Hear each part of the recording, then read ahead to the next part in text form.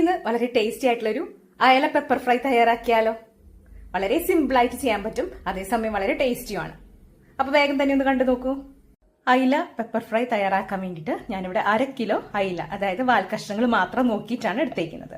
ഇനി ഇതിലേക്ക് മസാലയ്ക്ക് വേണ്ടിയിട്ട് ഒരു 1/4 ടീസ്പൂൺ മഞ്ഞൾപ്പൊടി. നമ്മൾ അയില ഫ്രൈയുടെ പേര് പറഞ്ഞതുപോലെ പെപ്പർ ആണ് ഇതിലേക്ക് എരിവിന് വേണ്ടിയിട്ട് യൂസ് ചെയ്യുന്നത്. അതുകൊണ്ട് ഒരു വലിയ ടീസ്പൂൺ അളവില് പെപ്പർ പൗഡർ എടുത്തിട്ടുണ്ട്.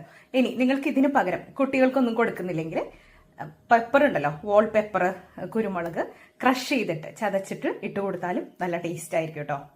ഇനി ഞാൻ ഇതിലേക്ക് ഒരു ചെറിയ ടീസ്പൂൺ അളവിലാണ് കാശ്മീരി മുളക് പൊടി ചേർത്തിട്ടുണ്ട്.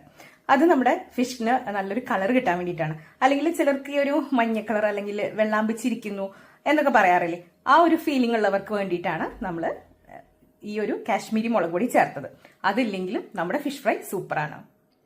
ഇനി ഞാൻ ഇതിലേക്ക് കുറച്ച് ജിഞ്ചർ ഗാർലിക് പേസ്റ്റ് ആണ് ചേർത്ത് കൊടുക്കുന്നത്. ഒരു 1.5 ടീസ്പൂണോളം ചേർത്ത് കൊടുത്തിട്ടുണ്ട്.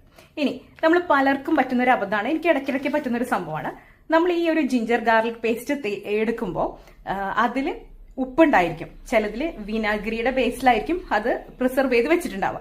ഇതൊന്നും ശ്രദ്ധിക്കാതെ നമ്മൾ നാരങ്ങനീരും അതുപോലെ ഉപ്പൊക്കെ ചേർത്ത് കൊടുക്കുമ്പോൾ നമ്മുടെ കറികൾക്കും അതുപോലെ ഫ്രൈകൾക്കും ഒക്കെ ഉപ്പ് കൂടി പോകാൻ ചാൻസ് ഉണ്ട്. അപ്പൊ അതുകൊണ്ട് നമ്മൾ ആദ്യം ജിഞ്ചർ ഗാർലിക് പേസ്റ്റ് ചേർക്കുന്നുണ്ടെങ്കിൽ അത് ചേർത്ത് ആ ഒരു മസാലയുടെ ടേസ്റ്റ് ഒന്ന് നോക്കിയതിന് ശേഷം മാത്രമേ ഉപ്പ് ചേർക്കാനായിട്ട് പാടുള്ളൂ. കുറച്ച് ഉപ്പ് ഇട്ട് കൊടുത്തിട്ടുണ്ട്. ഞാൻ ഈ മസാല മൊത്തം നമ്മുടെ മീൻ വരഞ്ഞതിലേക്ക് ചേർത്ത് പിടിപ്പിച്ചു കൊടുക്കുകയാണ് കേട്ടോ.